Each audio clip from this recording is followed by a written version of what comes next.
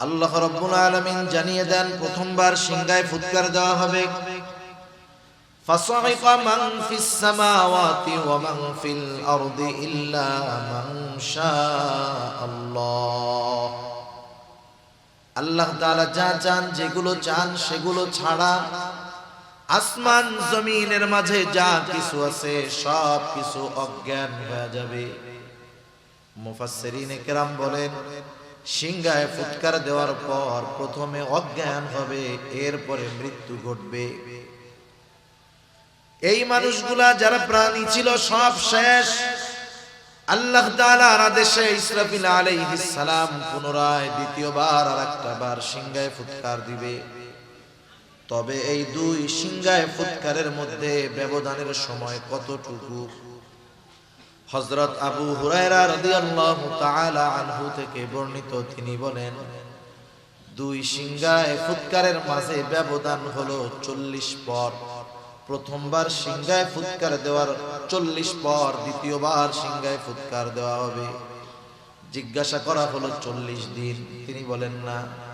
40 সপ্তাহ না, 40 মাস না, 40 বছর না, তাহলে কত 40? মূলত প্রথমবার সিংহায় ফুৎকারের কত বছর পর, কত সময় পর দ্বিতীয়বার সিংহায় ফুৎকার দেওয়া হবে, এই হিসাব মূলত জানেন আল্লাহ রাব্বুল আলামিন। আমরা এখন যেই জায়গাটাতে আছি, এমনিতেই তো এটা একটি পবিত্র জায়গা, ঈদগাহ। সাথে সাথে হাদিসের ভাষায় এটা এখন জান্নাতের বাগান। রাসূলুল্লাহ সাল্লাল্লাহু আলাইহি ওয়াসাল্লাম বলেন, তোমরা যখন জান্নাতের বাগানের পাশ দিয়ে অতিক্রম করবে, সেখান থেকে তোমরা ফল আহরণ করবে। সাহাবায়ে কেরাম জিজ্ঞাসা করলো, ইয়া রাসূলুল্লাহ, দুনিয়ার জান্নাতের বাগান এটা আবার কোনটা? আল্লাহ রাসূল সাল্লাল্লাহু আলাইহি ওয়াসাল্লাম বললেন, দুনিয়ার জান্নাতের বাগান হলো জিকিরের মজলিস। দুনিয়ার জান্নাতের বাগান জিকিরের মজলিস। এখানে আমরা আসছি, বসছি, সুবহানাল্লাহ, আলহামদুলিল্লাহ, লা ইলাহা ইল্লাল্লাহ, আল্লাহু আকবার, এই জিকিরগুলো আমরা করি। সহিহ মুসলিমের একটি বর্ণনার মধ্যে আসছে যে আল্লাহ সুবহানাহু ওয়া তাআলার কাছে 4টি কালিমা, 4টি বাক্য সবচাইতে প্রিয়। আল্লাহ তাআলার কাছে 4টি কালিমা তথা 4টি বাক্য সবচাইতে প্রিয়।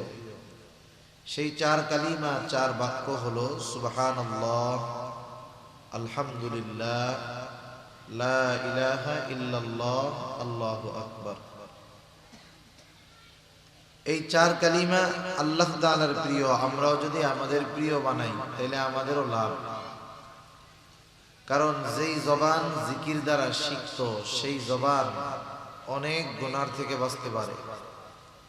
আর হাদিসের মধ্যে আসছে, আল্লাহ রাসূল সাল্লাল্লাহু আলাইহি ওয়াসাল্লাম বলেন, তোমরা আমাকে দুটো জিনিস হেফাজতের গ্যারান্টি দাও, আমি তোমাদেরকে জান্নাতের গ্যারান্টি দিব। সুবহানাল্লাহ। একটা হলো জবান হেফাজতের গ্যারান্টি, আর একটা হলো লজ্জাস্থান হেফাজতের গ্যারান্টি। আবার আর এক হাদিসের মধ্যে আল্লাহ রাসূল সাল্লাল্লাহু আলাইহি ওয়াসাল্লাম বলেন, প্রকৃত মুসলমান কে?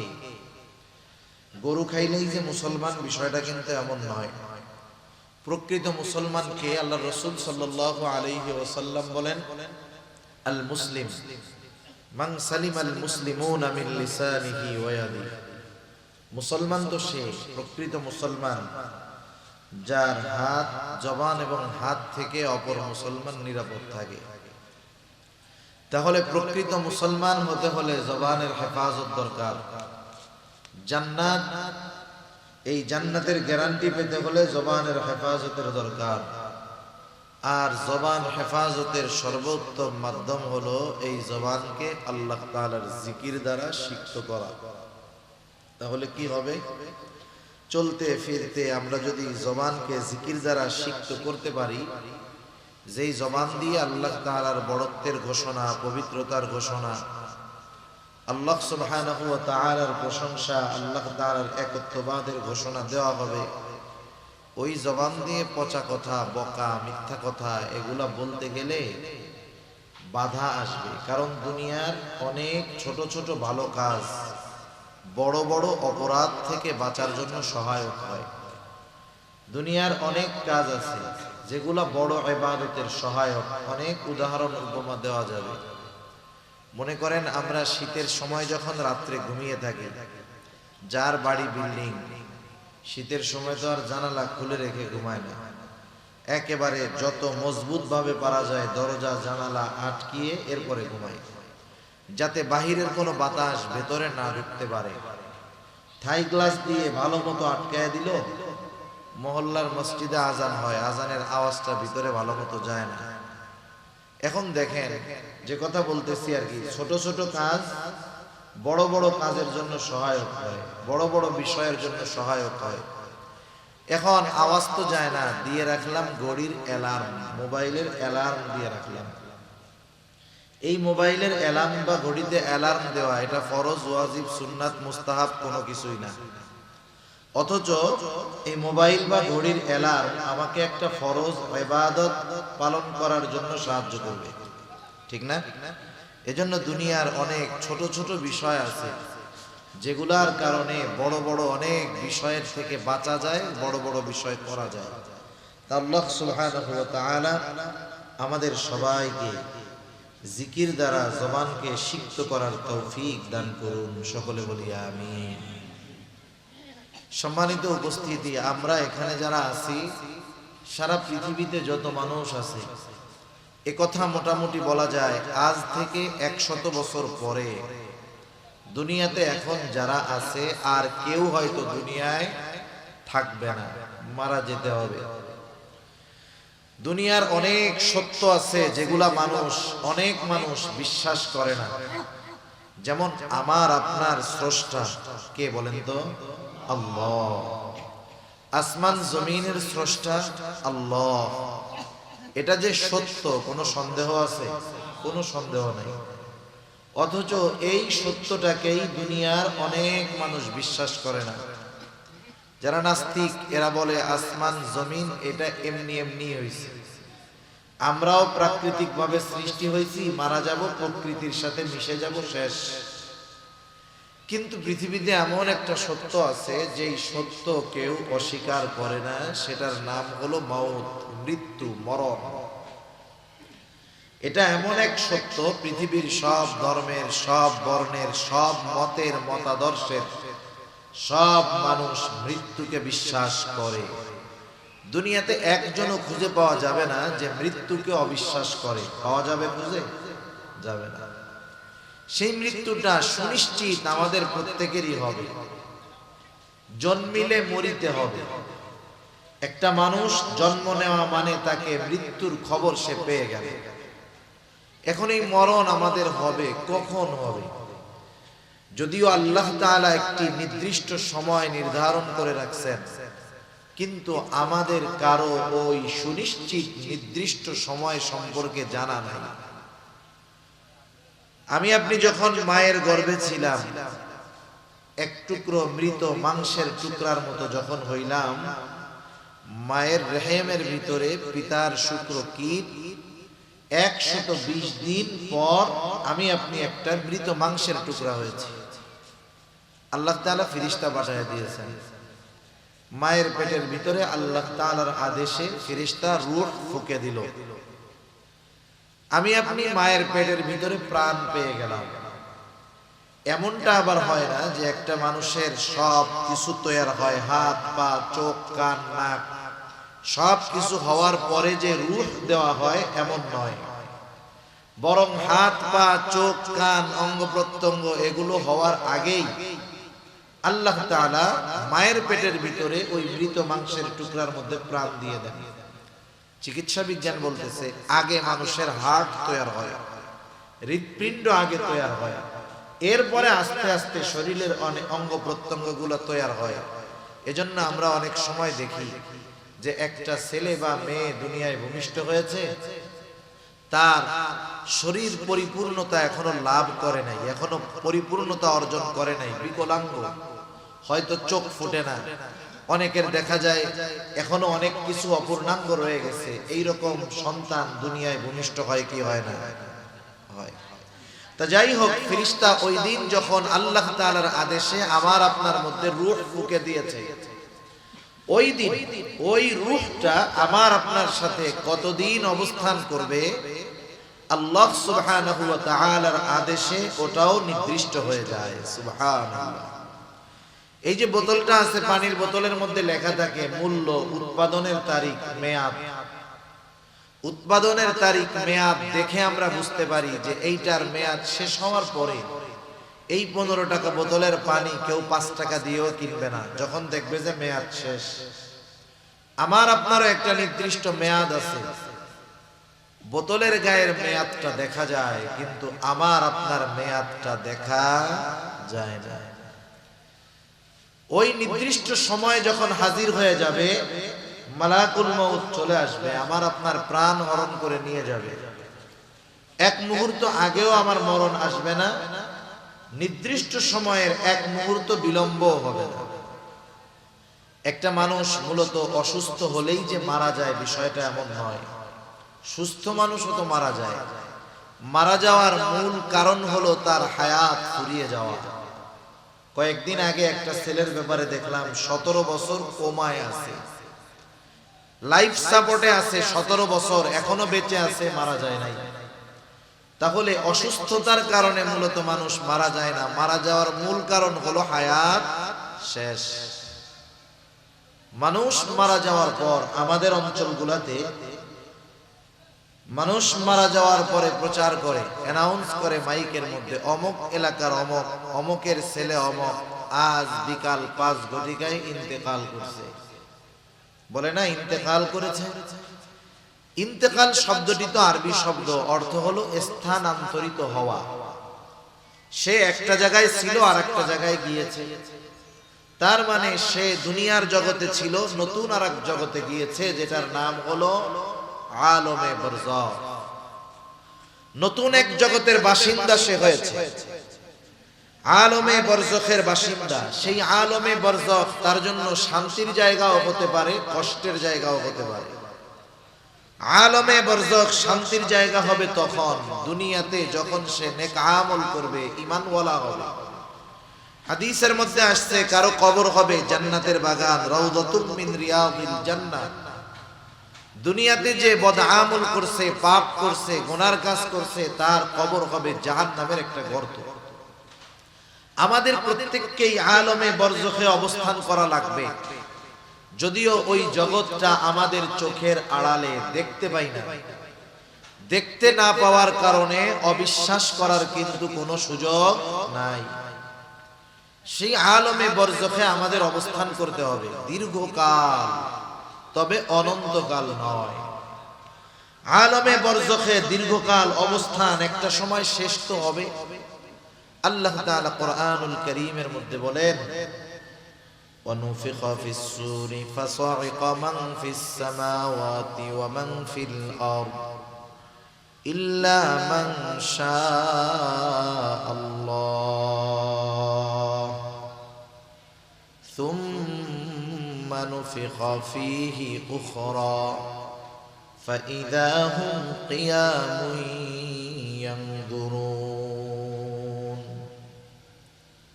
আল্লাহ রাব্বুল আলামিন জানিয়ে দেন, প্রথমবার সিংহায় ফুৎকার দেওয়া হবে। ফাসাইকা মান ফিস সামাওয়াতি ওয়া মান ফিল আরদি ইল্লা মান শাআল্লাহ। আল্লাহ তাআলা যা চান, যেগুলো চান সেগুলো ছাড়া আসমান জমিনের মাঝে যা কিছু আছে সব কিছু অজ্ঞান হয়ে যাবে। মুফাসসিরিনে কেরাম বলেন, সিংহায় ফুৎকার দেওয়ার পর প্রথমে অজ্ঞান হবে, এরপরে মৃত্যু ঘটবে।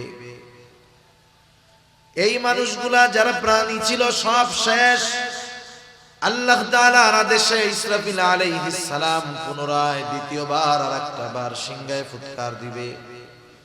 তবে এই দুই সিংহায় ফুৎকারের মধ্যে ব্যবধানের সময় কতটুকু?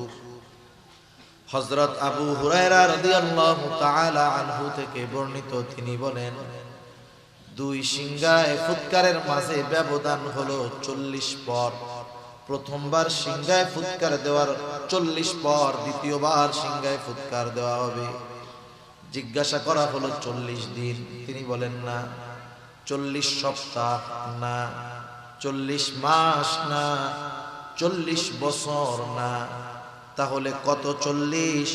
মূলত প্রথমবার সিংহায় ফুৎকারের কত বছর পর, কত সময় পর দ্বিতীয়বার সিংহায় ফুৎকার দেওয়া হবে, এই হিসাব মূলত জানেন আল্লাহ রাব্বুল আলামিন। এই হিসাব জানা আছে আল্লাহ তাআলার কাছে নির্দিষ্ট সময়। দ্বিতীয়বার যখন সিংহায় ফুৎকার দেওয়া হবে, আল্লাহ তাআলা বলেন সুম্মা নুফিখা ফীহি উখরা ফাইযা হুম কিয়ামুন ইয়ানদুরুন। দ্বিতীয়বার সিংহায় ফুৎকার দেওয়ার পর যাকে যেখানে কবরস্থ করা হয়েছে, দাফন করা হয়েছে, প্রত্যেকের অবস্থান থেকে দাঁড়ায় যাবে, ডানে বামে তাকাতে থাকবে। আল্লাহ তাআলা আরো এক জায়গায় বলেন ওয়া নুফিখা ফিস-সূরি ফাইযা হুম মিনাল আজদাসি ইলা রাব্বিহিম ইয়ানসিলুন। প্রত্যেকের অবস্থান থেকে দাঁড়ায়া যাবে, শুধু তাই না, ইলা রাব্বিহিম ইয়ানসিলুন, তারা তাদের রবের দিকে ছুটতে থাকবে। ওই দিনটাই হলো সেই দিন একদল মানুষেরা বলবে ক্বালু ইয়া ওয়াইলানা মান বাআসানা মিন মারকাদিনা, হায় দুর্ভোগ, আমাদেরকে আমাদের অবস্থান স্থল থেকে কারা জাগ্রত করলো, কে জাগ্রত করলো? আল্লাহ তাআলা জানায় দেন সেই দিন মুমিনরা অথবা ফেরেশতারা বলবে হাদা মা ওয়াদার রহমানু ওয়া সাদাকাল মুরসালুন। এটাই তো দয়াময়ের সেই প্রতিশ্রুত দিবস, যেই দিবসের ওয়াদা প্রতিশ্রুতি আল্লাহ তাআলা দিয়েছেন। ওয়া সাদাকাল মুরসালুন, এই দিবসের সত্যায়ন রাসূলগণ করেছেন। এটা হলো সেই দিবস, কিয়ামতের দিবস। এই দিবস ইয়াউমুল হাসর, সকলকে একত্রিতকরণ দিবস। ইয়াউমুল জাযা, মানুষের পূর্ণ প্রতিদান দেওয়ার দিবস। আল্লাহ রাব্বুল আলামিন বলেন ওয়া ইন্নামা তুওয়াফাউনা উজুরাকুম ইয়াউমাল কিয়ামাহ ফামান যুহজিহা আনিন নার ওয়া উদখিলাল জান্নাতা ফাকাদ ফাজ। আল্লাহ রাব্বুল আলামিন বলেন কিয়ামতের দিন প্রত্যেককে তার কর্মের পূর্ণ প্রতিদান দেওয়া হবে। যাকে আগুন থেকে বাঁচানো হবে, জান্নাতে প্রবেশ করানো হবে, আল্লাহ রাব্বুল আলামিন বলেন ফাকাদ ফাজ, সে হয়ে যাবে সফল। তাহলে যেহেতু আল্লাহ রাব্বুল আলামিন ওই দিন আমাদের কর্মের পূর্ণ প্রতিদান দিবেন, তাহলে এটা নিশ্চিত যে আল্লাহ তাআলা আমাদের প্রত্যেকের কর্ম সংরক্ষণের ব্যবস্থা করে রাখছে। আমাদের প্রত্যেকের কর্ম আল্লাহ তাআলা সংরক্ষণের ব্যবস্থা করেছেন। যে কোনো বিষয়ের জন্য এক নম্বরে সাক্ষীর দরকার হয়।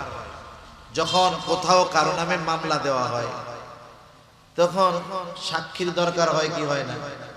একে একে যখন একজন আরেকজনের কাছে বিচার প্রার্থী হয়, তখন বলে না যে দেখেন এই ঘটছে, এই যে এরা দুইজন আমার সাক্ষী।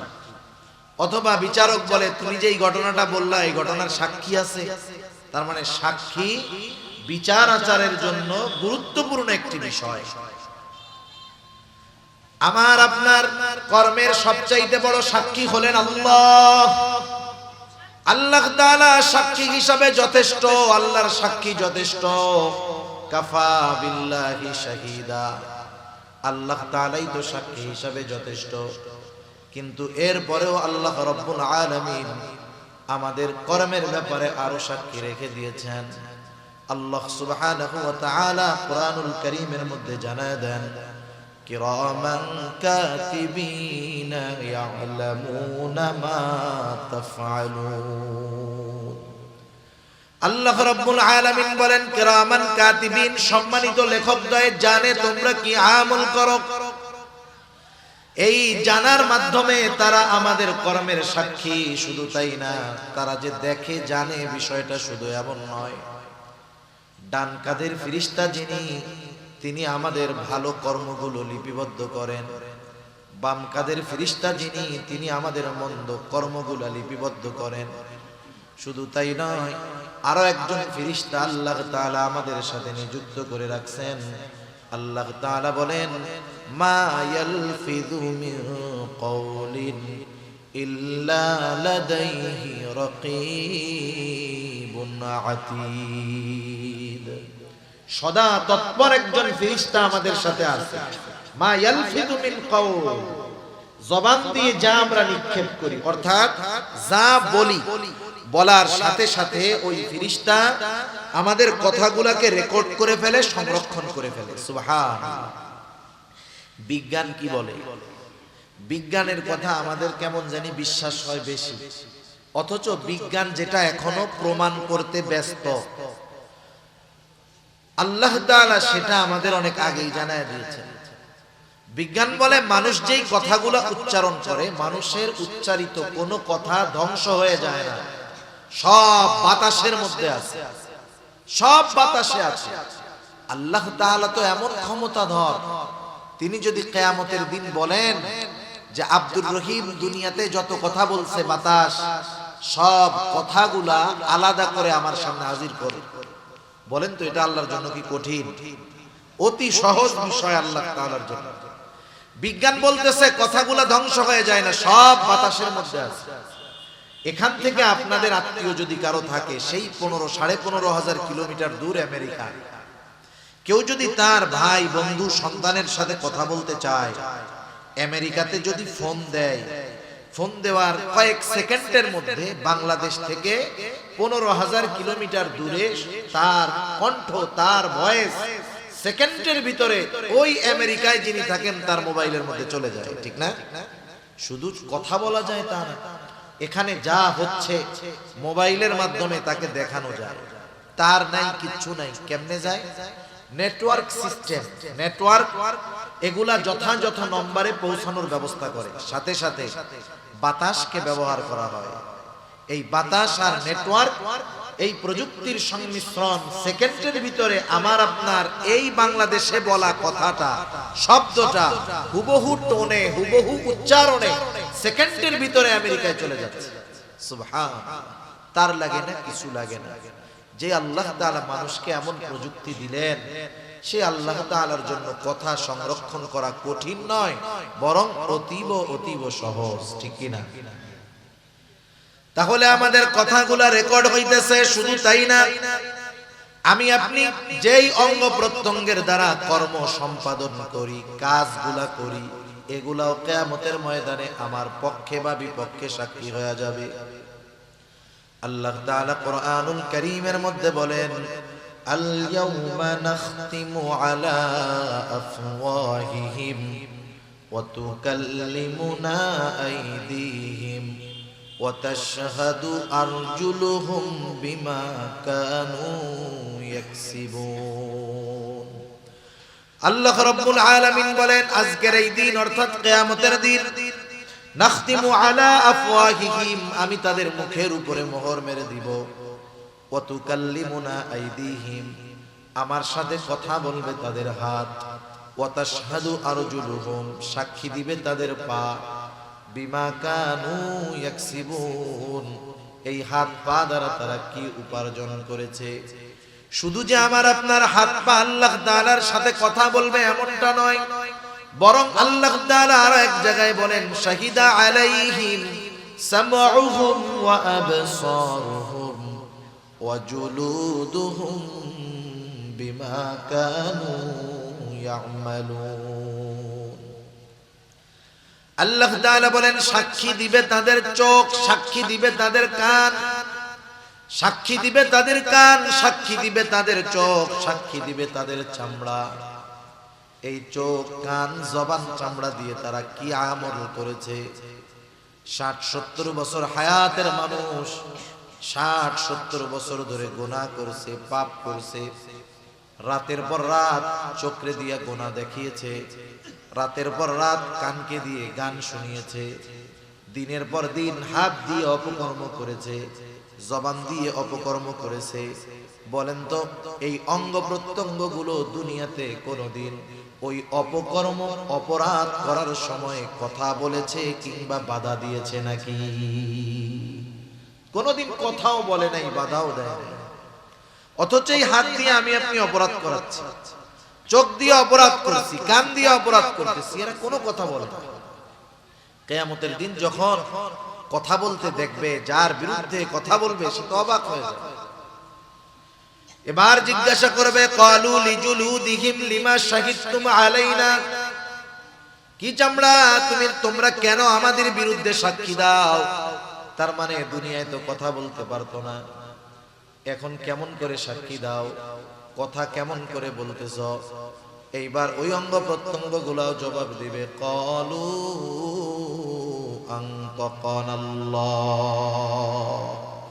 আজকে আমাদেরকে কথা বলার ক্ষমতা দিয়েছেন কে? আল্লাহ আজকে আমাদের কথা বলার ক্ষমতা দিয়েছেন। ওই সময় ক্ষমতা দেন নাই বিধায় দুনিয়ায় কথা বলতে, কিন্তু আল্লাহ তাআলা আজকে আমাদেরকে কথা বলার ক্ষমতা দিয়েছেন। এজন্য তুমি আমাদের দ্বারা দুনিয়াতে কি অপরাধ সংগঠিত করেছো সব আল্লাহ তাআলার কাছে আমরা বলে দিচ্ছি।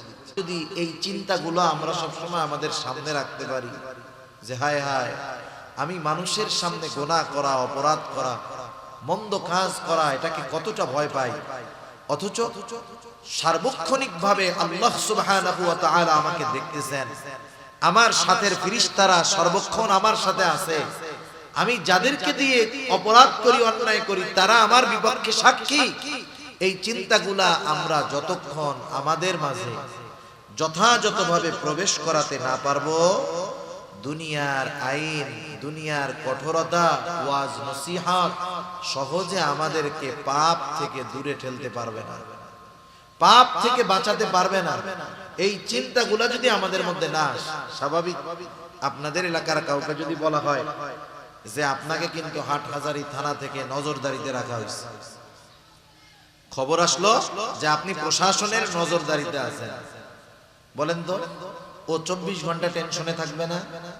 ঘরের মধ্যে থাকলেও চিন্তায় থাকবে, মসজিদে থাকলেও চিন্তায় থাকবে, বাজারে থাকলেও চিন্তায় থাকবে। আমরা কি 24 ঘন্টা আল্লাহর নজরদারিতে নাই?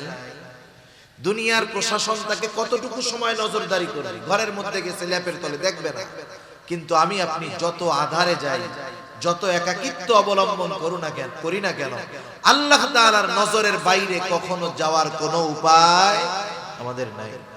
এই চিন্তাগুলা মানুষকে গুনার থেকে বাঁচাইতে পারে। তা যাই হোক, দুনিয়ায় যেই কর্মগুলো আমরা করছি, কিয়ামতের দিন আমাদের কর্মের সাক্ষীও আছে, কর্মের প্রতিদানও আল্লাহ তাআলা দিবেন। এগুলো কিয়ামতের দিন আমলনামা বানানো হচ্ছে, ফাইল আকারে প্রস্তুত হচ্ছে, এগুলা কিয়ামতের দিন আল্লাহ তাআলা ছাইড়া দিবেন। প্রত্যেকের দুনিয়ার আমলনামা, যে দুনিয়ায় যে আমল করেছে, যা যা আমল করেছে, যা বলেছে, যা করেছে, সব লিপিবদ্ধ আছে। প্রত্যেকের আমলনামা প্রত্যেকের কাছে পৌঁছায়া যাবে। আমলনামা ডান হাতে কেউ পাবে, আমলনামা বাম হাতে কেউ পাবে। ডান হাতে আমলনামা যারা পাবে তারা সফল জান্নাতি, বাম হাতে যারা আমলনামা পাবে তারা ব্যর্থ, তারা জাহান্নামী। ডান হাতে যারা আমলনামা পাবে, বিষয়টা কিন্তু এমন নয় যে আমলনামা সামনে আছে, মন চাইলে ডান হাত দিয়া নিলাম, মন চাইলে বাম হাত দিয়া নিলাম, এমন নয়। বরং তার কৃতকর্মই তার আমলনামা ডান হাতে অথবা বাম হাতে পৌঁছায়া দিবে। সে নিতে বাধ্য হবে। যে ডান হাতে আমলনামা পেয়ে যাবে সে খুশি।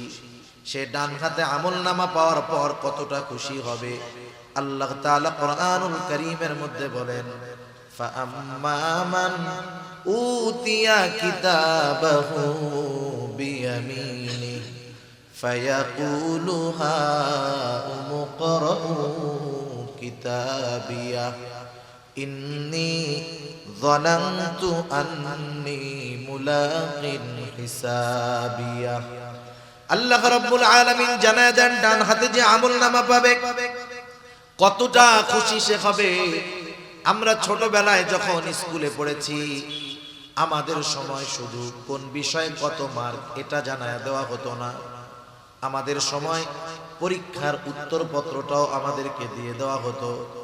বলা হতো খাতাটা দেখো কি লিখছো, আগামীকাল তোমাদের অভিভাবকদের কাছ থেকে খাতায় সাইন কইরা এরপরে আবার জমা দিবা। যেই ছেলেটা খাতা পাওয়ার পর দেখতো 90-95 পেয়ে গেছে 100-র মধ্যে, সে নিঃসন্দেহে খুশি হইতো, ঠিক কিনা বলে? বন্ধুদেরকে তার খাতাটা দেখাইতো যে দেখো আমি অঙ্কে 95 পেয়েছি, ইংরেজিতে 90 পেয়েছি। খুশিতে সে বন্ধুদেরকে বলতো দেখো আমার খাতা পড়া দেখো কত সুন্দর লিখছি।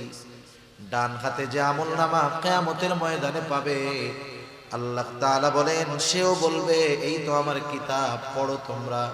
ফায়াকুলু হা উমকরাউ কিতাবিয়া। এখন ডান হাতে আমলনামা সে পাইলো কেন, এর কারণটাও কেমন জানি সে বলে দিবে। প্রশ্ন করে না বন্ধু তুমি 90 কেমনে পাইলা? আমরা তো 60, 70, 50 পাইতে কষ্ট হয়েছে। সে তখন কি বলে, শোনো আমি ঠিক মতো লেখাপড়া করছি, তোমরা রাত 10টায় ঘুমিয়ে গিয়েছো, আমি 12টা পর্যন্ত এগুলা পড়ছি, আর আমার দৃঢ় প্রত্যয় ছিল যে লেখাপড়া যদি আমি করি তাইলে আমি 90-এর উপরে মার্ক পাবো, এই জন্যই তো 90 পেয়েছি।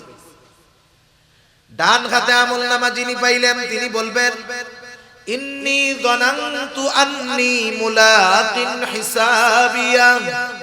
আমি এই ব্যাপারে দৃঢ় ধারণা রাখতাম, দৃঢ় বিশ্বাস রাখতাম যে আমাকে হিসাবের মুখোমুখি হতে হবে, হিসাবের মোলাকাত হতে হবে, তথা আমার দুনিয়ার কর্মের হিসাবের মুখোমুখি জবাবদিহিতার কাঠগড়ায় আমাকে দাঁড়াতে হবে।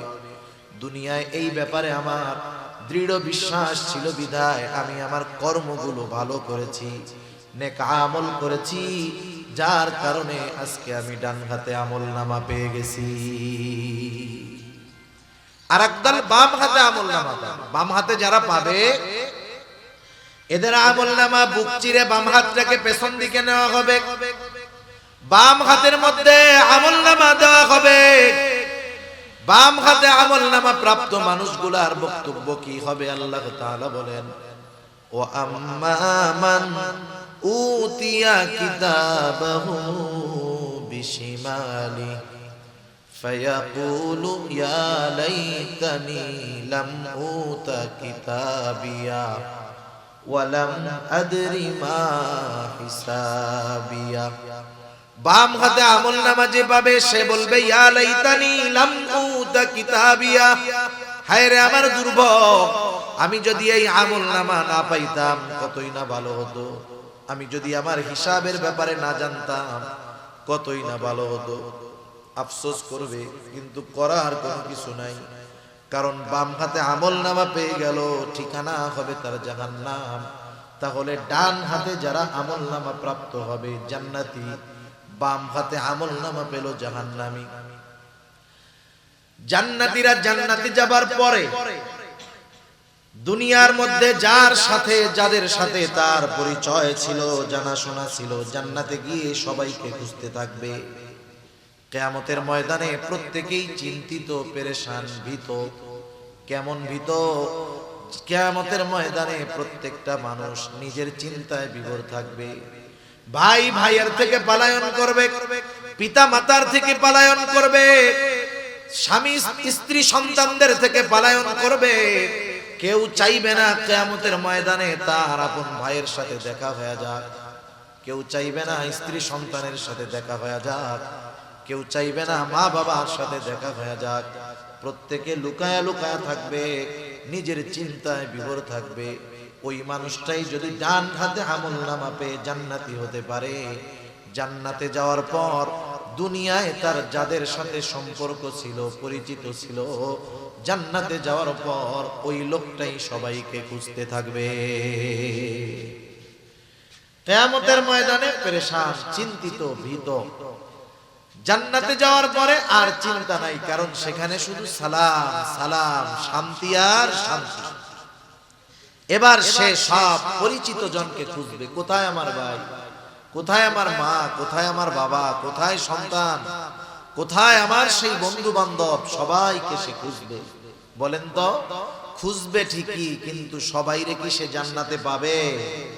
সবাইকে জান্নাতে পাবে না তো। কারণ দুনিয়ার অনেক কাছের মানুষ, কাছের বন্ধু হয়তো বাম হাতে আমলনামা পেয়েছে বদআমলের কারণে, সে জাহান্নামে চলে গেছে। এজন্য আল্লাহ তাআলা জানায়া দিয়েছেন প্রত্যেকটা মানুষ তার কর্মের নিকটে দায়বদ্ধ।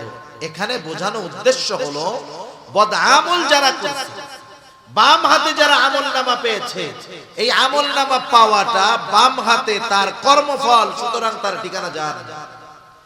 আর ডান হাতে যে আমলনামা পেল সে তো সফল হয়ে গেল। এজন্য আল্লাহ তাআলা বলেন কুল্লু নাফসিন বিমা কাসাবাত রহিনা ইল্লা আসহাবাল ইয়ামিন ফি জান্নাতি ইয়াতাসাআলুন। জান্নাতে যাওয়ার পরে জান্নাতীরা তো খুঁজবে, সবাইকে পাবে না। তাফসীরে ইবনে কাসীরের মধ্যে আসছে আল্লাহ তাআলা জান্নাতি আর জাহান্নামীদের মধ্যে দেখা ও কথাবার্তার ব্যবস্থা করে দিবেন। সুবহানাল্লাহ। জান্নাতীরা জাহান্নামীদের অবস্থা দেখবে, জাহান্নামীরা জান্নাতীদের অবস্থা দেখবে। জান্নাতীরা দেখবে যে জাহান্নামের মধ্যে তাদের অনেক পরিচিত জন, বন্ধু বান্ধব শাস্তি ভোগ করতেছে। মানুষ যখন কষ্ট দেখতে পারে তখন সে যে অবস্থায় থাকে ওইটা তার কাছে শান্তির লাগে। মনে করেন আমাদের কাছে অনেক ঠান্ডা লাগতেছে, এখন শীত লাগতেছে না? আপনি যদি চট্টগ্রাম শহরে যান দেখবেন রাস্তার ফাঁকে ফাঁকে আইল্যান্ডের মাঝে কিছু মানুষ শুয়ে আছে। আমাদের তো কান ঢাকার রুমাল আছে, গায়ে দেওয়ার সোয়েটার, ওর ওইটাও নাই। ওই দৃশ্য দেখার পরে যতই শীত থাক আমার আপনার শীত আর থাকবে না। কেন? ওই কষ্ট দেখে আমি যেই অবস্থায় আছি এই নিয়ামতের কদর আমি তখন বুঝতে পারবো। তখন আল্লাহ তাআলার দরবারে নেককার বান্দা হলে এমনিই বলবো আলহামদুলিল্লাহ। হায় হায়, চিন্তা করি যে আমার কত কষ্ট, অথচ আমার চাইতে কত কষ্টে মানুষ আছে, আল্লাহ আমারে খুব ভালো রাখছে।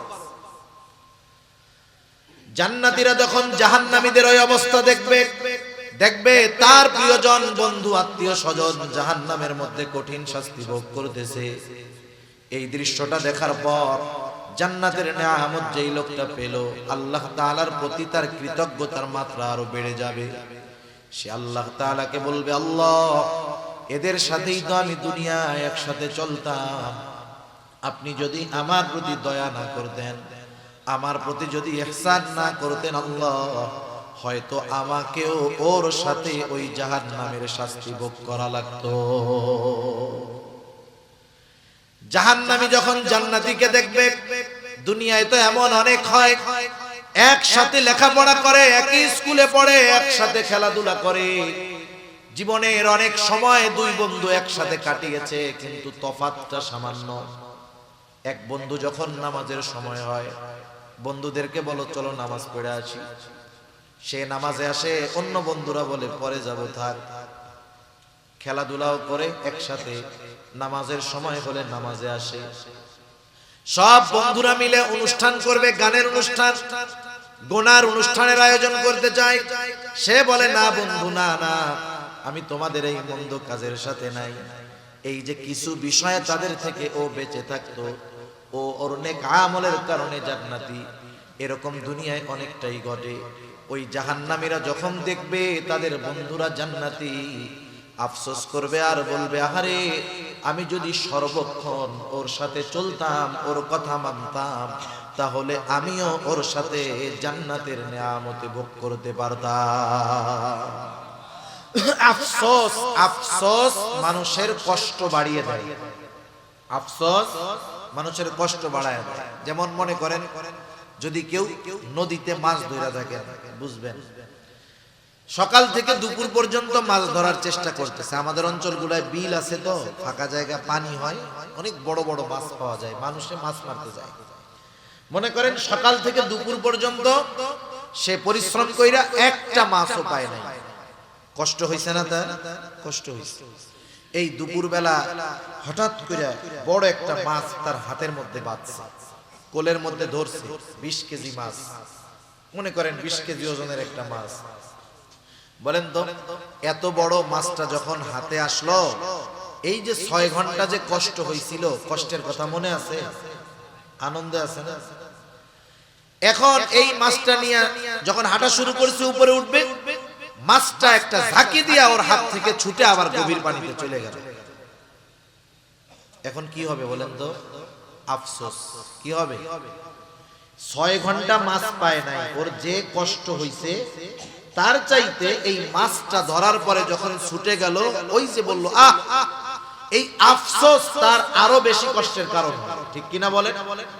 সে যদি যুবক থাকে, বৃদ্ধকালে তার নাতিদের কাছে বলবে যে জানো তোমরা কি করো, আমরা পড়ালেখাও করছি, মাছও মারছি, এই বিশাল এক মাছ পাইছিলাম নাতি একবার, আহ আরে ধরে রাখতে পারলাম না, একটা ঝাঁটি দিয়ে হাতের থেকে পড়ে গেছে। 60-70 বছর পরেও ওই আফসোসের কথা তার মনে আছে। আফসোস মানুষের কষ্টের কারণ। জাহান্নামীরা যখন দেখবে জান্নাতে তার বন্ধু নেয়ামত ভোগ করে, তার কষ্টের অনুভবটা আরো বেড়ে যাবে। এখন প্রশ্ন হতে পারে কষ্টের অনুভবটা বাড়ে কেমনে? একটা মেসাল দিলে বুঝতে সহজ হবে। মনে করেন বকা দেওয়া এটা খারাপ কাজ, মানুষ মানুষকে বকা দেয়, এটা মন্দ কাজ। একজন অপরিচিত ব্যক্তি যাকে আমরা চিনি না জানি না, ওই অপরিচিত কোন ব্যক্তিও যদি আমাদের কাউকে গালি দেয়, খারাপ লাগবে কি লাগবে না? লাগবে। ওই অপরিচিত লোকটা যেই বকাটা দিয়েছে, ওই বকা যদি একজন পরিচিত মানুষ দেয়, কষ্ট একটু বেশি লাগবে নাকি আগের চাইতে কম লাগবে? অবশ্যই বেশি লাগবে। ওই বকাটা যদি আপনার আমার ভাই দেয়, একই বকা, কষ্ট বেশি লাগবে। যদি সন্তান দেয়, ওই বকাটা মনে হবে বিষাক্ত তীর হয়ে আমার আপনার কলিজার মধ্যে আঘাত করতেছে।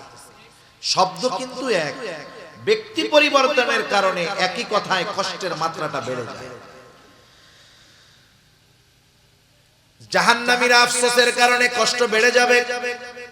জান্নাতীদের আলোচনা তারা জানতে চায় কেন তাদের বন্ধুরা জাহান্নামে গেল, পরস্পর আলোচনা করবে।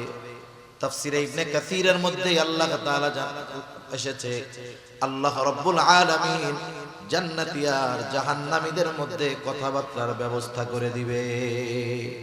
আল্লাহ তাআলা সেই কথাগুলাই এখানে বলেন, ফি জান্নাতিন ইয়াতাসাআলুনা আনিল মুজরিমিনা মা সালাকাকুম ফি সাকার।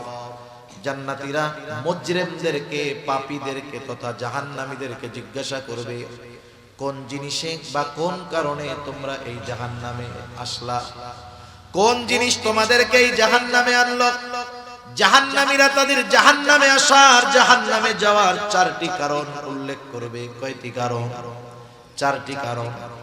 বিষয় হলো, যেহেতু জাহান্নামীরা যেই 4টি কারণের কথা এই সূরার আলোকে আল্লাহ তাআলা আমাদের জানায়া দিলেন, আমাদের করণীয় হলো ওই কারণগুলো যদি আমাদের কারো মধ্যে থাকে, ওগুলো নিজেদের থেকে বের করে ফেলা। কারণ ওই কারণে জাহান্নামে যাওয়া লাগবে। জাহান্নামীরা এবার বলবে, ক্বালু লাম নাকু মিনাল মুসাল্লিন। 1 নাম্বার কারণ, আমরা মুসল্লি ছিলাম না, মুসল্লি ছিলাম না। মুসল্লি কাকে বলে? সপ্তাহে একদিন মসজিদে গেলে সে মুসল্লি নাকি? আরে প্রকৃত মুসল্লি যে, সে তো আল্লাহ তাআলার আরশের ছায়ায় স্থান পাবে। রাসূল আকরাম সাল্লাল্লাহু আলাইহি ওয়াসাল্লাম জানিয়ে দেন, কিয়ামতের দিন সূর্যটা একেবারে নিকটে হয়ে যাবে, কোথাও কোনো ছায়া থাকবে না আরশের ছায়া ছাড়া। নবীজি বলেন, সেই দিন ওই আরশের ছায়ায় 7 শ্রেণীর মানুষ স্থান পাবে। এর মধ্যে 1 শ্রেণীর মানুষ হলো রাজুলুন কলবুহু মুআল্লাকুন বিল মসজিদ। ওই ব্যক্তি যার অন্তর সর্বদা মসজিদের সাথে থাকতো। একটু বলেন তো, যার অন্তর সর্বদা মসজিদের সাথে, ওই লোকটা নামাজের সময় হলে নামাজ ছাড়তে পারে?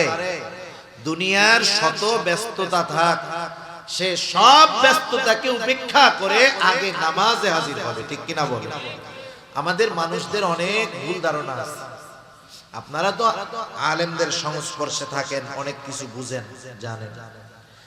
দুনিয়ার মানুষেরা মনে করে যে আল্লাহ তাআলার আদেশ নিষেধগুলা মান্য করলে শুধু মনে হয় পরকালীন লাভ, জান্নাত পাওয়া যাবে, জাহান্নাম থেকে বাঁচা যাবে। আসলে বিষয়টা এমন নয়। কোন ব্যক্তি যদি আল্লাহ তাআলার আদেশ নিষেধ শরীয়তের বিধিবিধান দুনিয়াতে পরিপূর্ণভাবে মানতে পারে, তাহলে দুনিয়ারও লাভ আছে, আখিরাতেরও লাভ আছে। যেমন আমাদের সমাজের অধিকাংশ মানুষ কিন্তু মুসল্লি নয়, বেনামাজি। যেই মসজিদটা 5 তালা, জুমার দিন মসজিদ ভরে রাস্তায়ও জায়গা থাকে না ঢাকা শহরে, ওই মসজিদটাতেই ওই দিন আসরের নামাজে নিচের তালা 2 কাতারও ভরে না। এরকম অবস্থাই আমাদের ঢাকাতে এই অবস্থা। এরপরেও যত মানুষ নামাজ পড়ে জুমার দিন, সমীকরণ হলো, হিসাব হলো, বাংলাদেশের যত মুসলমান আছে সমগ্র মুসলমানের 50% মানুষ হয়তো জুমার নামাজে হাজিরা হয়, আর বাকি 50% মানুষ 5 ওয়াক্ত নামাজ বহুদূর জুমার নামাজও পড়ে। তাহলে চিন্তা করে দেখেন অবস্থাটা কি। আর 5 ওয়াক্ত নামাজের সংখ্যা তাইলে কত পাওয়া যাবে? যে মুসলমান আছে শতকরা সারা বাংলাদেশ যদি জরিপ করা হয়, সর্বোচ্চ 5-6%, সর্বোচ্চ 10% 5 ওয়াক্ত নামাজি পাওয়া যেতে পারে, তাও এটা কঠিন ব্যাপার, মাত্র 10%। তাহলে বাকি 90% মানুষ নামাজ পড়ে না। মানুষ নামাজ না পড়ার যেই কারণগুলো আমাদের সামনে আসে, এর মধ্যে অন্যতম একটি কারণ হলো রিজিক উপার্জন করা। দোকানদার নামাজ পড়ে না, খোঁজ নিয়ে দেখেন কেন? দোকানদার দোকানদারি করে রিজিক উপার্জনের জন্য। সে এই ব্যস্ততায় নামাজ পড়ে না, সিএনজি ওয়ালা নামাজ পড়ে না, রিকশাওয়ালা নামাজ পড়ে না, দিন মজুর কুলি নামাজ পড়ে না। তাহলে বিষয়টা হলো দুনিয়ার বড় একটা অংশ নামাজ না পড়ার কারণ রিজিক উপার্জন করা, ঠিক না? এটাই তো নাকি? তাহলে একটু বলেন তো, রিজিকের মালিক কে? বড় বড় মার্কেট গুলায় দেখবেন মসজিদ আছে, নামাজ পড়ে 50-60 জন, অথচ দোকানি আছে 1000। প্রত্যেকটা দোকানে 2-3 জন করে কর্মচারী আছে, 3-4 হাজার কর্মচারী একটা মার্কেটে, নামাজ পড়ে 50-60 জন। শতকরা হিসাব দেন 1%-2% হবে। তাহলে রিজিক উপার্জন করতে গিয়ে অধিকাংশ মানুষ নামাজ পড়ে না, অথচ ওই রিজিকের মালিক আল্লাহ। রিজিকের মালিক যিনি, তিনি যেই পদ্ধতি বলে দেন রিজিক পাওয়ার জন্য, সেই পদ্ধতি বাদ দিয়ে যদি দুনিয়ার মানুষ অন্য পন্থায় পরিশ্রমের মাধ্যমে, বুদ্ধির মাধ্যমে, মেধার মাধ্যমে রিজিক উপার্জন করতে চায়, রিজিকের মালিকের পদ্ধতি বাদ দিয়ে বলেন তো রিজিক উপার্জন করা সম্ভব? রিজিক উপার্জনের চেষ্টা করে যাবে কিন্তু উপার্জন করতে পারবে না। রিজিকের মালিকের ফর্মুলা কি? আল্লাহ রাব্বুল আলামিন বলেন, ওয়া'মুর আহলাকা বিস-সালাতি ওয়াসতাবির আলাইহা লা নাসআলুকা রিজকা। আল্লাহ তাআলা বলেন, তোমার অধীনস্থদেরকে নামাজের আদেশ দাও, তুমিও এর উপরে অটল থাকো। অর্থাৎ নিজেও মুসল্লি হও, ঘরের মানুষগুলাকেও মুসল্লি বানাও। কারণ নিজে মুসল্লি হলে হবে না, নিজে জাহান্নাম থেকে বাঁচলে হবে না, অধীনস্থদেরকেও বাঁচাতে হবে। আল্লাহ তাআলা বলেন, ইয়া আইয়ুহাল্লাযীনা আমানু কু আনফুসাকুম ওয়া আহলিকুম নারা। আল্লাহ তাআলা বলেন, হে ঈমানদারেরা, নিজে জাহান্নামের আগুন থেকে বাঁচো, তোমার অধীনস্থদেরকেও জাহান্নামের আগুন থেকে বাঁচাও। ঈমানদারদের উপরে আদেশ। যেহেতু ঈমান তার আছে, তাইলে কি দিয়া জাহান্নাম থেকে বাঁচবে? তার মানে ঈমান যেহেতু আছে, আল্লাহ তাআলা কেমন যেন বলতেছেন, বান্দা তুমি নেক আমল নিজে করো, এর মাধ্যমে জাহান্নাম থেকে নিজেকে বাঁচাও। অধীনস্থদেরকে দিয়ে নেক আমল করানোর মাধ্যমে জাহান্নাম থেকে বাঁচাও। ঈমানের পরে সর্বোত্তম নেক আমল হলো নামাজ, তাই না? নামাজ তার মানে মুসল্লি হওয়া। এজন্য আল্লাহ তাআলা একার আদেশ করেন নাই, বলছেন ওয়া'মুর আহলাকা বিস-সালাতি ওয়াসতাবির আলাইহা। তার মানে তুমি নিজেও মুসল্লি হও, তোমার অধীনস্থদেরকেও মুসল্লি বানাও, নামাজের আদেশ করো, অধীনস্থদের তুমিও তার উপরে অটল থাকো। লাভ কি হবে বান্দা? আল্লাহ তাআলা বলেন, লা নাসআলুকা রিজকা। বান্দা আমি আল্লাহ তো তোমাদের কাছে রিজিক চাই না, বরং তুমি যদি নামাজি হও, তোমার ঘরের মানুষগুলা যদি নামাজি হয়, তোমরা যদি সকলে মুসল্লি হয়ে যাও, লাভটা কি? আল্লাহ তাআলা বলেন, নাহনু নারযুকুকা, আমি আল্লাহ নামাজি হওয়ার কারণে তোমাদের রিজিক দিয়ে দিব। তাহলে যে কর্মের দোহাই দিয়ে নামাজ পড়ে না, রিজিক উপার্জনের দোহাই দিয়ে নামাজ পড়ে না, নামাজ বাদ দিয়ে সে যতই কঠোর পরিশ্রম আর সাধনা করুক না কেন, রিজিকের প্রকৃত স্বাদ থেকে সে বঞ্চিত হবে, রিজিক উপার্জন করতে পারবে না, জিন্দেগিভর পরিশ্রমী করে যাবে। ঠিক কিনা বলেন? এজন্য নামাজের মাধ্যমে আল্লাহ তাআলা বান্দার রিজিক দেয়। রিজিক বলতে যে শুধু টাকা পয়সা তা না, জীবন উপকরণ। দুনিয়ার একজন নেককার বিবি, এটাও রিজিক। একজন নেককার সন্তান, এটাও রিজিক। সুস্থ আছি, এটাও রিজিক। এভাবে আল্লাহ রাব্বুল আলামিন জানায়া দিলেন, নামাজি হইলে আমি আল্লাহ তোমাদের রিজিক দিব। তাহলে বলেন, আমরা যদি মুসল্লি হই তাহলে আমাদেরই তো লাভ, ঠিক না? বড় লাভ, জাহান্নাম থেকে বাঁচবো, দুনিয়ার জীবন উপকরণের ব্যবস্থা আল্লাহ তাআলা করে দিবেন। 2 নাম্বার, জাহান্নামীরা তাদের জাহান্নামে যাওয়ার কারণ হিসাবে বলল, ওয়ালাম নাকুনু তুইমুল মিসকিন, আমরা মিসকিনদেরকে খানা দিতাম না, খানা খাওয়াইতাম না।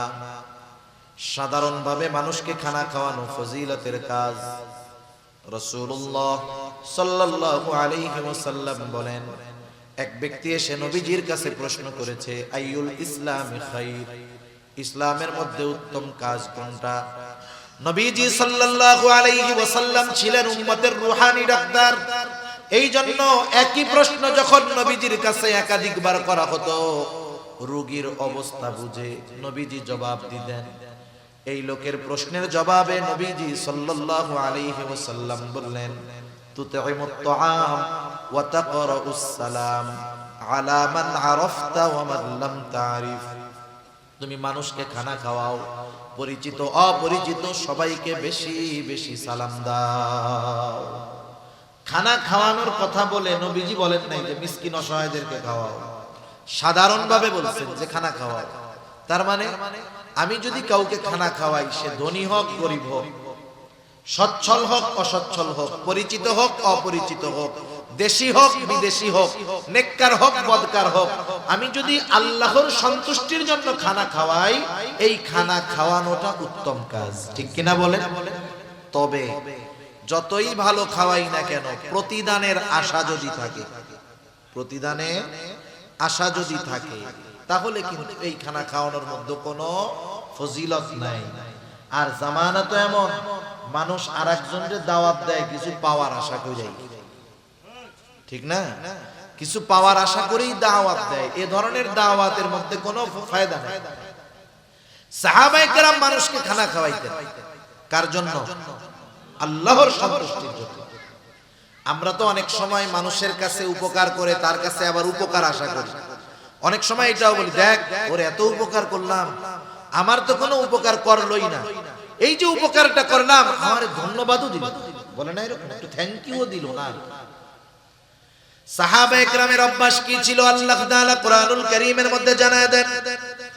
আল্লাহ তাআলা বলেন, ইন্নামা নুতঈমুকুম লিওয়াজহিল্লাহি লা নুরিদু মিনকুম জাযাআও ওয়ালা শুকুরা।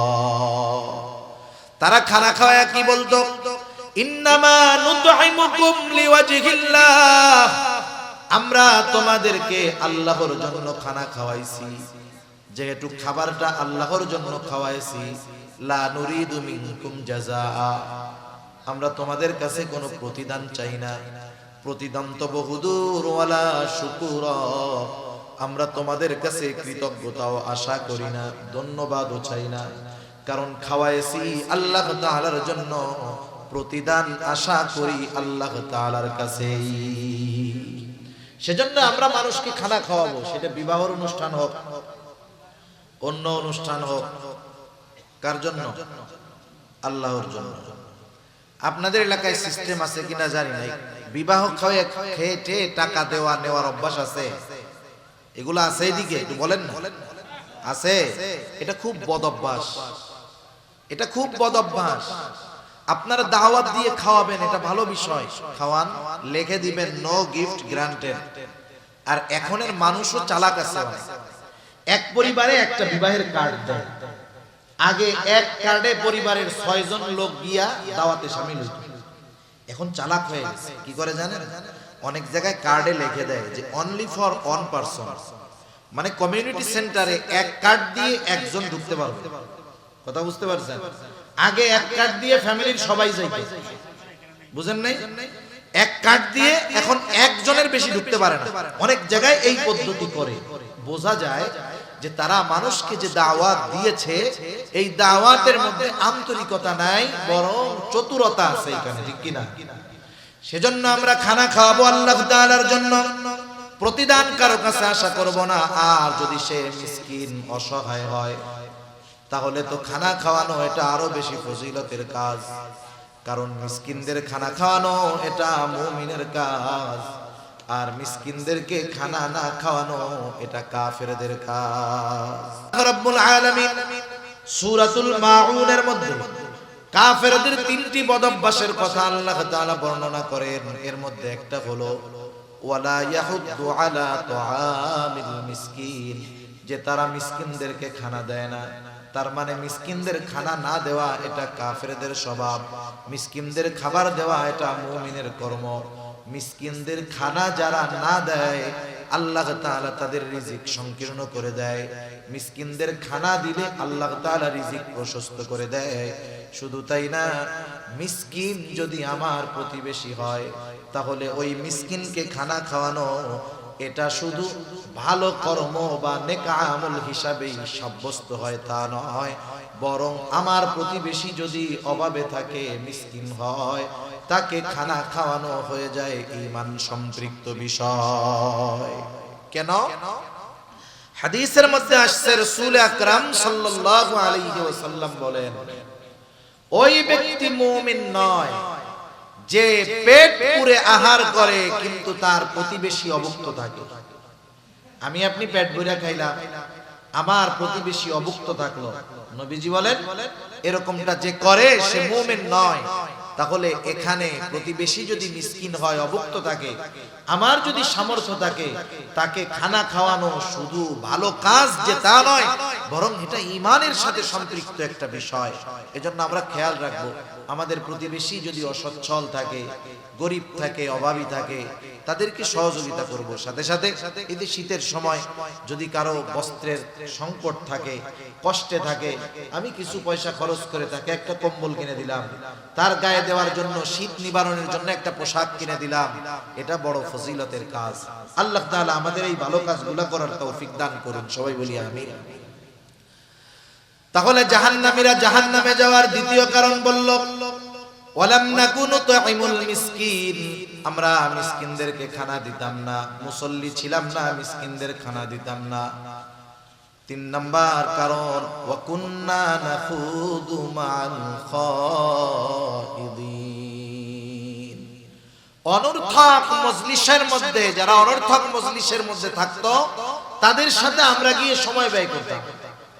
আমাদের অনেক অঞ্চলগুলোর মধ্যে আছে, ঢাকা শহর সহ অনেক অঞ্চলে এরকম হয়, চায়ের দোকানগুলোর মধ্যে একটা আড্ডা থাকে, আখড়া থাকে, মানুষ ওখানে বসে বসে গল্প করে সময় কাটিয়ে দেয়, সময়ের পর সময়। আমাদের অঞ্চলের, গ্রাম অঞ্চলে বিশেষ করে অনেক মুরব্বী আছেন, শীতের সময় জোহরের নামাজের পরে খানা দানা খেয়ে ওটা বাজারে যান, আর গভীর রাতে ওনারা বাজার থেকে ফিরেন। জিজ্ঞাসা যদি করা হয় এত সময় বাজারে কি করছেন, কি বলবে? যে সময় কাটে না, তো সময় কাটাই দিচ্ছে। চার দোকানে বসে, অনেক জায়গায় তো টেলিভিশনও থাকে চায়ের দোকানে, চায়ের দোকানগুলোয় টেলিভিশন না থাকলে তাদের ব্যবসা ভালো হয় না, তারা ওইটারে ব্যবসার মাধ্যম বানায় নিয়েছে। এখন চায়ের দোকানে বসে টেলিভিশন দেখে, পত্রিকা পড়ে, গল্প গুজব করে। সময়ের অভাব, সময়ের অভাব নাই, সময় কাটানোর টাইম পাই। আপনি যদি ওই লোকটারে গিয়ে বলেন যে আপনার তো সময়ের অভাব নাই, এক কাজ করেন, আগামী 13, 14, 15ই জানুয়ারি বিশ্ব ইজতেমা, আপনার যেহেতু অনেক সময় হাতে আছে, আল্লাহর রাস্তায় একটু বের হয়ে যান, 2 চিল্লা 3 চিল্লা জিয়া বাড়িতে আসেন। ওই যে সময় যেই লোকটার ফুরায় না, সময় কাটায় চায়ের দোকানে আড্ডা দিয়া, ওনাকে বলার পরে উনি কি বলবে জানেন? ওনার মতো ব্যস্ত মানুষ আর তখন দুনিয়ায় একজনও থাকবে না। শত ব্যস্ততা ওনাকে পেয়ে বসবে, উনি বলবে আরে মিয়া 3 মাসের জন্য 4 মাসের জন্য যাব, আমি দম ফালানোর টাইম পাই না। অথচ দিনের অর্ধেক সময় উনি বেহুদা কাটায় যাচ্ছে। এই বেহুদা মজলিসগুলোর মধ্যে না দুনিয়ার কোনো উপকার আছে না পরকালের কোনো উপকার আছে। এজন্য বুজুর্গানে দিন বলেন ওইসব মজলিস থেকে বাঁচো যেখানে না দুনিয়ার কোনো উপকার আছে না পরকালের কোনো উপকার আছে। এই মজলিসগুলোর মধ্যে গীবত হয়, এই মজলিসগুলোর মধ্যে অপবাদ হয়, একে অপরকে দোষারোপ করতে থাকে, গীবত করতে থাকে। কিছু লোক বলনেওয়ালা আছে, আবার কিছু লোক শুধু শুনে, শুনতেও তো মজা লাগে। সেজন্য এই ধরনের অনর্থক মজলিসগুলো আমাদের জাহান্নামে যাওয়ার কারণ হতে পারে। এই ধরনের মজলিসগুলা থেকে আমাদের বেঁচে থাকতে হবে। জাহান্নামীরা তাদের জাহান্নামে যাওয়ার তৃতীয় কারণ হিসাবে এটা বলল। 4 নাম্বার, তারা বলবে ওয়া কুন্না নুকাদ্দিবু বিয়াউমিদ্দিন, কিয়ামতের দিনকে আমরা অস্বীকার করতাম। পরকালের ব্যাপারে আমরা গাফেল ছিলাম, অস্বীকার করতাম।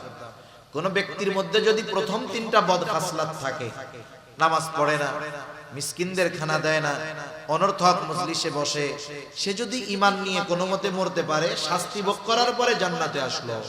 কিন্তু কেউ যদি পরকাল অস্বীকার করে, ঈমানের 6টি ভিত্তির একটি হলো পরকালের প্রতি ঈমান আনা, ওয়াল ইয়াউমিল আখির।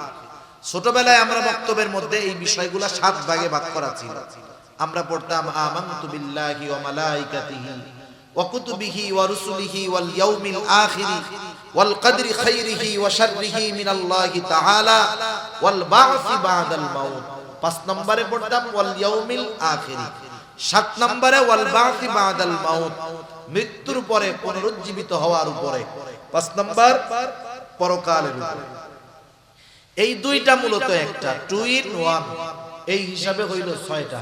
ওয়াল ইয়াউমিল আখির, এক কথায় মৃত্যু থেকে নিয়ে এরপরে যা কিছু আছে সব কিছুর উপরে বিশ্বাস রাখা। কেউ যদি আখিরাতের সব বিশ্বাস করে, একটা জিনিস অবিশ্বাস করে, সেও পরকাল অস্বীকারীদের অন্তর্ভুক্ত। এজন্য পরকালকে বিশ্বাস করা মানে পরকাল সম্পৃক্ত সব বিষয়গুলোর উপরে আমাদের যথাযথ ঈমান থাকতে হবে, বিশ্বাস থাকতে হবে। কারো মধ্যে যদি এই ব্যাপারে অবিশ্বাস থাকে, তাহলে তো তার ঠিকানা হয়ে যাবে অনন্তকাল জাহান্নাম। আর যারা আখিরাতের প্রতি বিশ্বাসকে দৃঢ় বানাতে পারছে, ওই যে ডান হাতে যারা আমলনামা পাবে, আমলনামা পাওয়ার কারণ হিসাবে তারা বলবে ইন্নী যানানতু আন্নী মুলাকিন হিসাবিয়া, আমি এই ব্যাপারে দৃঢ় ধারণা রাখতাম যে আমাকে হিসাবের সম্মুখীন হওয়া লাগবে। হিসাবের সম্মুখীন হবে সে আখিরাতে, পরকালে। আর হিসাব হবে এই বিশ্বাস রাখতো সে দুনিয়ায়, যার কারণে তার কর্ম ছিল সুন্দর। দুনিয়ার নিজামটাও এরকম, যার কর্মের জবাবদিহিতার ব্যাপারে যার ভয় আছে, চিন্তা আছে, সে তার কর্মগুলো যথাযথভাবে করে, আমলগুলা ঠিকভাবে করে। মনে করেন পরিবারের মধ্যেই ধরেন, যেই পরিবারের মধ্যে জবাবদিহিতা আছে, ওই পরিবারের নিয়ম শৃঙ্খলা সুন্দর। একজনের সন্তান মাগরিবের নামাজের পর আধা ঘন্টা পরে সে বাসায় ফিরলো, তার মা বাবা জিজ্ঞাসা করতেছে কোথায় গিয়েছিলে? মাগরিবের নামাজ পড়েই তো বাসায় চলে আসার কথা, আধা ঘন্টা কেন লেট হলো, দেরি হলো? এইবার ছেলেটা বলতেছে আমি আমার বন্ধুর বাসায় গিয়েছিলাম। মা বাবা যদি সচেতন হয় তখন কি বলবে? খবরদার, সন্ধ্যার পরে কোথাও আর থাকা যাবে না, মাগরিবের নামাজ শেষ করে সোজাসুজি বাসায়, আগামীতে যেন আর এমনটা না হয়। এই যে সে যে কাজটা করলো, এই কাজের ব্যাপারে তার জবাবদিহিতা করতে হলো। বলেন তো, ভবিষ্যতে এই ধরনের কাজ করার ব্যাপারে সে অবশ্যই চিন্তা ভাবনার মধ্যে থাকবে, চিন্তা করবে এই ধরনের কাজ বাজ দরকার নাই। কেন? কারণ সে জানে আমি যেটা করি সেই কর্মের হিসাব, কর্মের জবাবদিহিতা আমার ঘরে দেওয়া লাগে। কিন্তু যেই ছেলে মাগরিবের 1 ঘন্টা পরে বাসায় ফিরলো, মা বাবা জিজ্ঞাসা করলো কোথায় গেছে? বন্ধুর বাসায়। কিচ্ছু বললো না মা বাবা। পরের দিন 2 ঘন্টা পরে যাবে, পরের দিন রাত 12টার সময় যাবে, কোথায় গেছে? বন্ধুর বাসায় গেছে। পরের দিন সকাল বেলায় যাবে, কোথায় গেছে? বন্ধুর বাসায় গেছে। এই যে যে কাজগুলো সে করতেছে, কাজের জবাবদিহিতা না থাকার কারণে তার অবাধ্যতা বাড়তেছে। আগে থাকতো 1 ঘন্টা, এখন থাকে 10 ঘন্টা। কেন? জবাবদিহিতা নাই বিধায় যা মন চায় সে তাই করে। দুনিয়ার মধ্যেও একটা মানুষ যদি আখিরাতের জবাবদিহিতার ব্যাপারে যথাযথভাবে চিন্তা এবং ভয় রাখে, বিশ্বাস রাখে, দুনিয়ার মধ্যে ওই লোকের কাজগুলা সুশৃঙ্খল হয়, ওই লোকের কাজগুলা ভালো হয়। কারণ আখিরাতের বিশ্বাস একটা মানুষকে পরিপূর্ণ মানুষে পরিণত করতে পারে।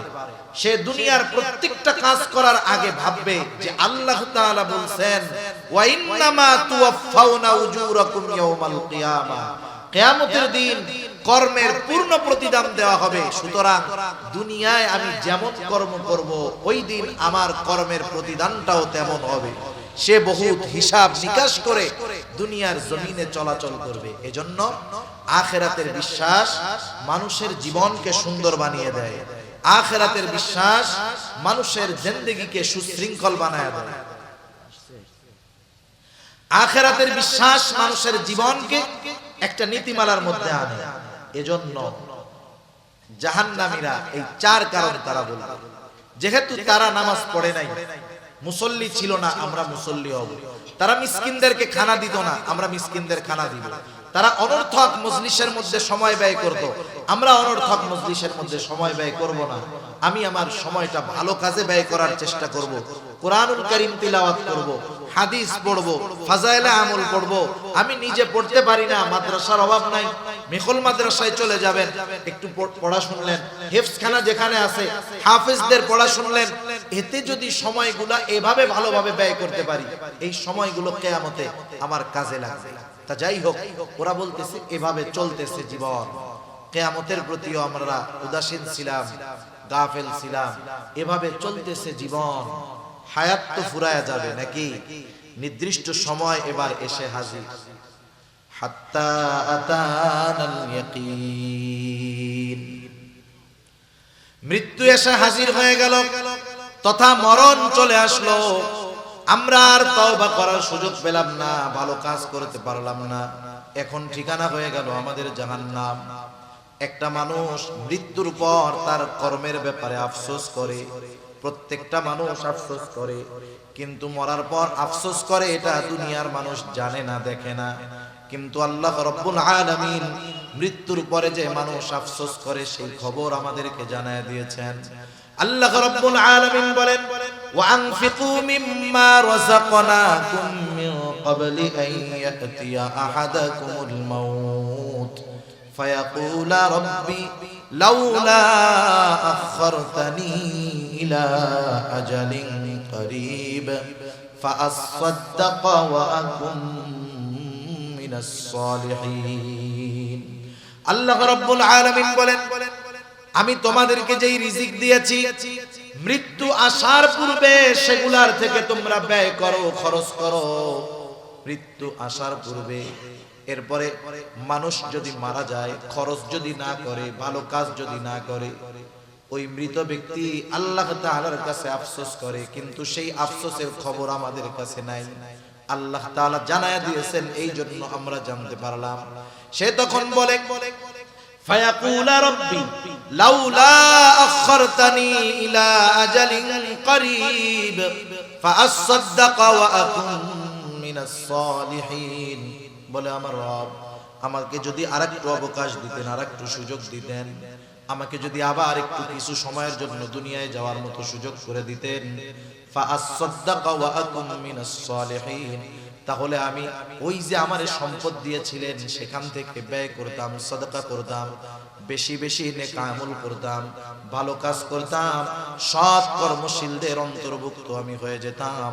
বলেন তো ওই সময় আফসোস করা যাবে ঠিক, কিন্তু পুনরায় দুনিয়ায় আবার ফিরে আসা যাবে নাকি? যাবে না। সেজন্য ওই আফসোস করার আগে আমরা যদি আমাদের নিজেদেরকে নিজেরা প্রস্তুত করে নিতে পারি, তাহলে আমাদের পরকালটা সুন্দর হবে, ঠিকানা হবে অনন্তকালের জান্নাত। সেজন্য আল্লাহ সুবহানাহু ওয়া তাআলার কাছে আমরা এই তৌফিক কামনা করি যে আল্লাহ সুবহানাহু ওয়া তাআলা আমাদের সবাইকে জাহান্নামীরা যেই কারণগুলোর কারণে জাহান্নামী, ওই কারণগুলো থেকে আল্লাহ তাআলা আমাদের বেঁচে থাকার তৌফিক দান করুন। সকলে বলি আমিন। আরো জবান খুলে বলি আমিন।